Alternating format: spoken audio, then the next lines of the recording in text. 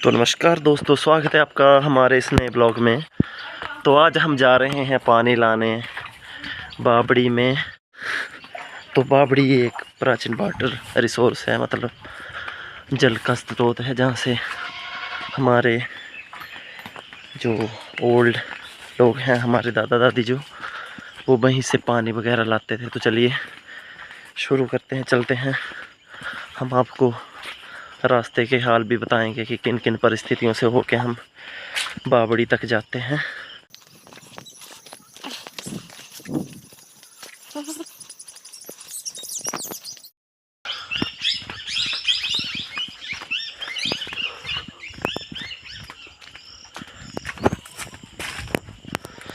रास्ते में मक्की भी टूटी हुई है सारी, हवा और सूरों के कारण। तो अभी हम जा रहे हैं।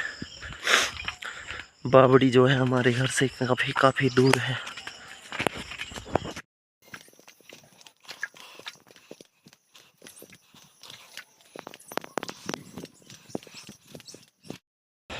तो गाइस अभी हम रास्ते से जा ही रहे हैं। तो आप देख सकते हैं कि कितना घास है रास्ते में, क्योंकि रास्ते में लोगों के खेत भी पड़ते हैं। परंतु हमें डेली ऐसा ही पानी पीने की आदत है, क्योंकि जो नलके वाला पानी होता है, नलके के पानी में इतनी अशुद्धियाँ होती हैं पहले से, जहाँ से वो फिल्टरित होके आता है, तो उसमें काफ़ी सारे केमिकल होते हैं। तो उस पानी को पीने से हमें ढेर सारी बीमारियाँ भी लग जाती हैं। तो इसलिए हम पीने के लिए यही पानी लाया करते हैं डेली। तो गाइस अभी हम रास्ते में जा ही रहे हैं, तो मैंने सोचा आपसे थोड़ी बात कर ली जाए। तो पानी तो वैसे तो हर घर नल योजना के द्वारा भी आता है, परंतु वो पानी इतना अच्छा नहीं होता है सेहत के लिए, क्योंकि उसको फ़िल्टर करने के लिए कई सारे उसमें केमिकल मिलाए जाते हैं। तो उसको तो पीने के लिए मैं तो कभी भी इस्तेमाल करने को प्रेफर नहीं करूँगा। यदि आपके गांव में ऐसा जैसा कोई प्राकृतिक जल स्रोत है तो उसको यूज़ कीजिए। अगर वो साफ़ नहीं है तो उसको साफ़ कीजिए और उसका ही पानी लाने और उसको पीने का ज़्यादा से ज़्यादा प्रयास करें, क्योंकि वो बहुत ही मतलब अच्छे नेचुरल रिसोर्सेज से आता है। और उसमें कई सारी अच्छी चीज़ें होती हैं, और उस पानी को पीने से आप कभी भी बीमार नहीं पड़ेंगे। आप देख सकते हैं कि रास्ता काफ़ी घास पात से भरा हुआ है, पर क्या कर सकते हैं, पानी लाना तो पड़ेगा। वैसे गर्मियों में अच्छा होता है, आजकल बरसात में थोड़ा ध्यान रखना पड़ता है रास्ते का। बाकी तो कुछ नहीं है। अभी हम थोड़े ही दूर हैं उस बावड़ी से जहाँ से हम पानी लाने जा रहे हैं। तो उम्मीद है आप हमारे साथ ब्लॉग में बने रहेंगे। आप देख सकते हैं कि कितने ऊंचे यहाँ पे खरपतवार, जिनको कि देसी भाषा में लंब कहते हैं, वो कितने सारे उग चुके हैं इधर। ये हमारे कपड़ों को ख़राब कर सकते हैं, इसलिए यहाँ पे बच के ही जाना पड़ेगा।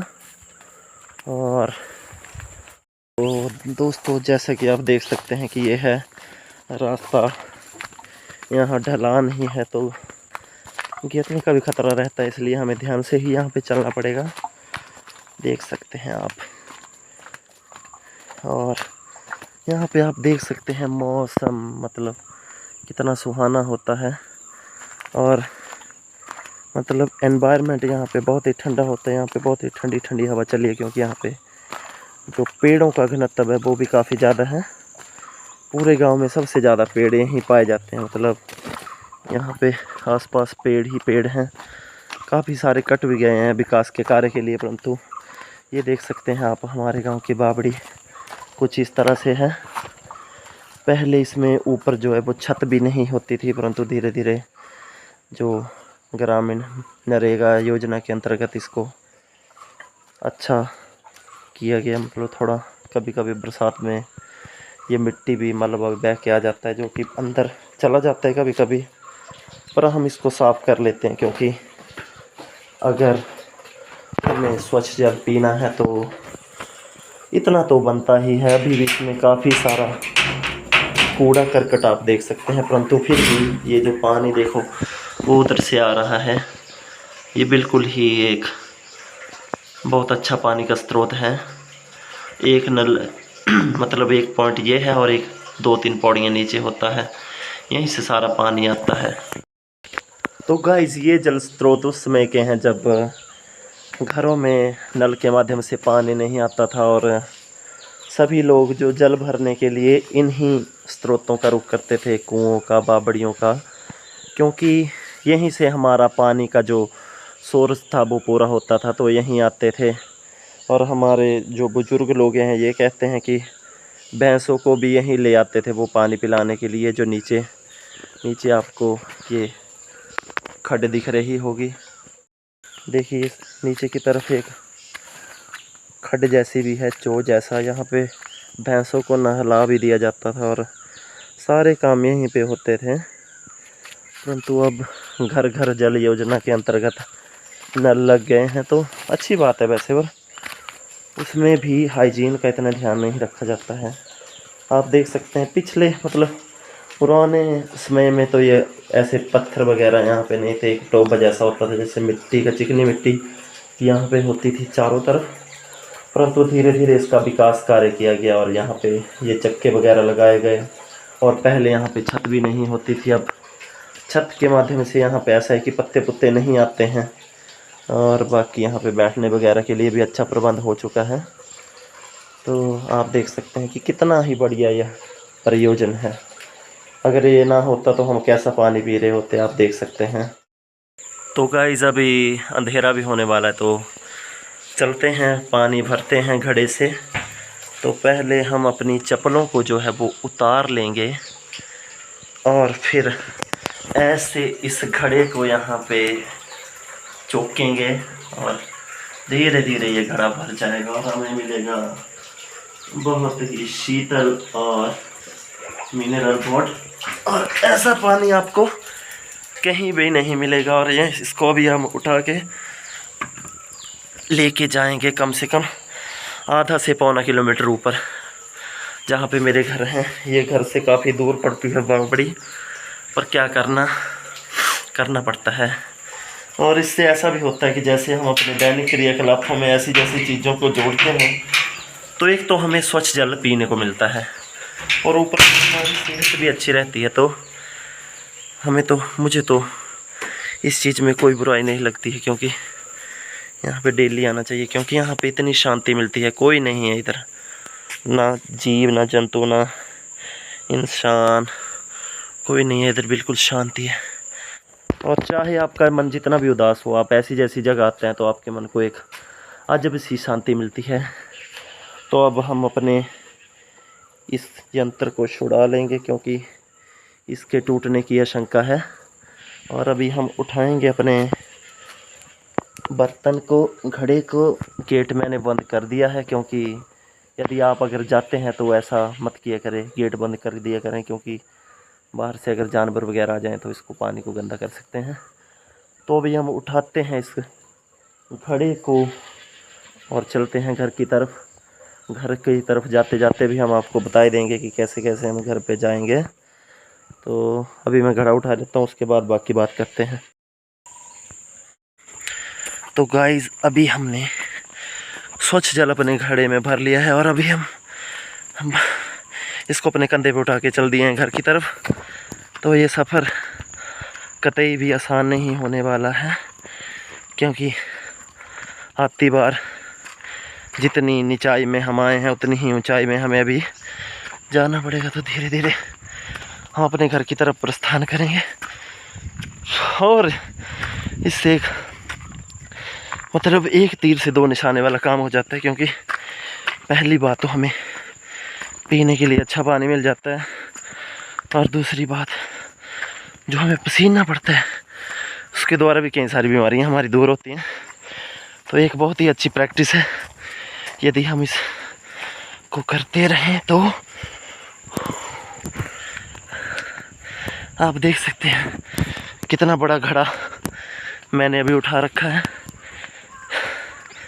और यहाँ से कहीं मुझे कम से कम ज़्यादा नहीं तो पौना किलोमीटर यहाँ से जाना पड़ेगा, क्योंकि गांव के रास्तों का पता तो नहीं होता कि कितना एग्जैक्ट जाना है, पर फिर भी एक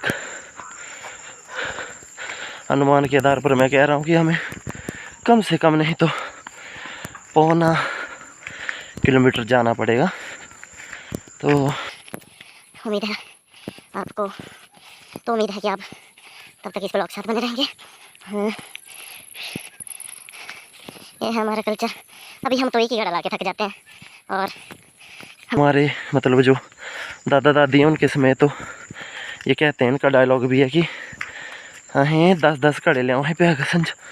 तो सोचो ये 10-10 घड़े लेके जाते थे। कभी कभी तो पशुओं के लिए पानी भी यहीं से ढोना पड़ता था। ये कितने हार्ड वर्किंग रहे होंगे। और हम इनके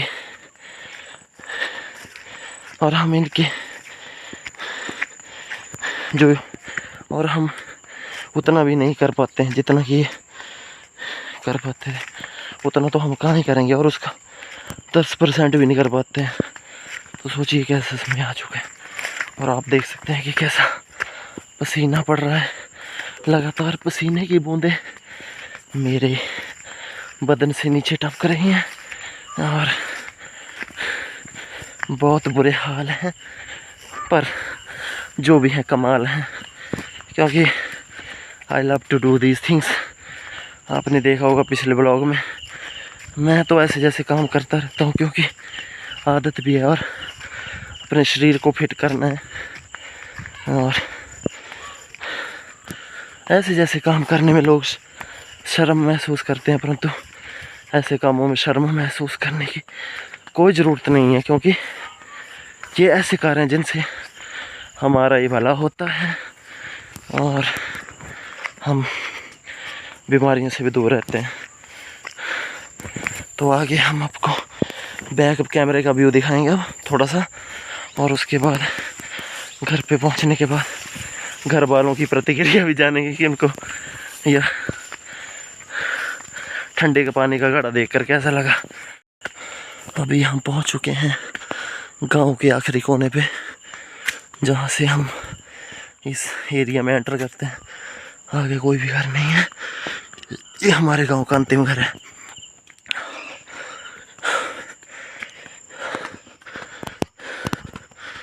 तो गाइस काफ़ी नज़दीक हम आ चुके हैं घर के।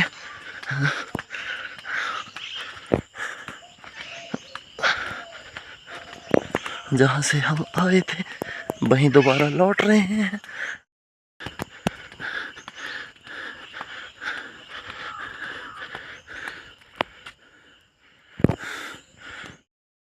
तो गाइस यहाँ पहुँचने के उपरांत मतलब जैसे जैसे घर नज़दीक आता है तो थकान का लेवल भी ज़्यादा फील होने लगता है। अभी हम घर के पास आ चुके हैं और तनिक 1 आध मिनट में हम घर के पास पहुंच जाएंगे। दिस इज़ मतलब ये काम वही लोग कर सकते हैं जिनके शरीर में हैवी ड्यूटी इंजन फिट हुआ हो, जैसे जिसको कि खेतिया बोलते हैं।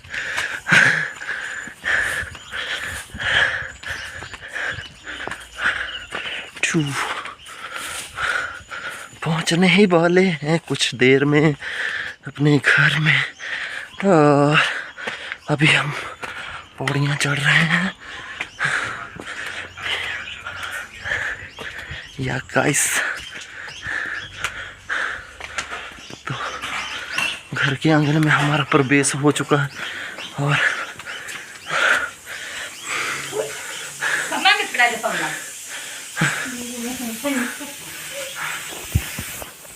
यस देख सकते हैं बाहुबली ने इतना बड़ा घर एदा करा उठा के लाया। एदा करा ले तक के एदा करा देख लो जवान ना जो जवान को देख लो पहुंचा दिया आखिरकार।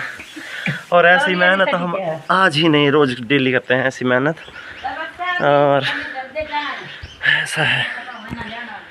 और अभी हम थोड़ी देर रेस्ट करेंगे और रेस्ट करते करते आपसे बात भी करें। तो गाइस कैसा लगा आपको हमारा ब्लॉग कमेंट में ज़रूर बताएं। वीडियो को लाइक करें, शेयर करें और चैनल को करें सब्सक्राइब। और यदि आपको हमारी मेहनत अच्छी लगती है तो हमें ढेर सारा प्यार दें, चैनल को ज़रूर से सब्सक्राइब करें। Thanks for watching, have a good day, love you all, signing off guys, bye bye. मिलते हैं ऐसे ही किसी नए ब्लॉग में, तब तक के लिए टाटा बाय बाय।